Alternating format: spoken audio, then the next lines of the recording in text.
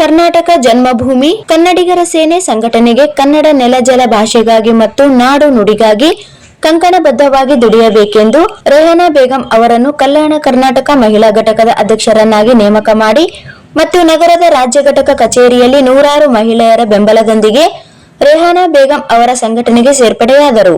ರಾಜ್ಯ ಕಾರ್ಯಾಧ್ಯಕ್ಷರಾದ ಇಮ್ರಾನ್ ಬಡೇಸಾಬ್ ಅವರು ಆದೇಶ ಪತ್ರ ನೀಡಿ ಮಹಿಳಾ ಘಟಕ ಸಂಘಟನೆ ಬಲಪಡಿಸಬೇಕೆಂದು ಸೂಚಿಸಿದರು. ಹಾಗೂ ಇದೇ ಸಂದರ್ಭದಲ್ಲಿ ರೆಹನಾ ಅವರು ಮಾತನಾಡುತ್ತಾ, ನನ್ನನ್ನು ಕಲ್ಯಾಣ ಕರ್ನಾಟಕದ ಮಹಿಳಾ ಘಟಕ ಅಧ್ಯಕ್ಷರನ್ನಾಗಿ ನೇಮಕ ಮಾಡಿ ಕನ್ನಡ ಸೇವೆ ಮಾಡಲು ಅವಕಾಶ ಮಾಡಿಕೊಟ್ಟಿರುವಂತಹ ಇಮ್ರಾನ್ ಬಡೇಸಾಬ್ ಅವರು ಹಾಗೂ ರಾಜ್ಯಾಧ್ಯಕ್ಷ ಗುರು ಧನ್ಯವಾದಗಳು. ರಾಜ್ಯಾಧ್ಯಕ್ಷರಿಗೆ ಧನ್ಯವಾದಗಳು ತಿಳಿಸುತ್ತಿದ್ದೇನೆ ಎಂದು ರೆಹನಾ ಬೇಗಂ ಅವರು ಹೇಳಿದರು.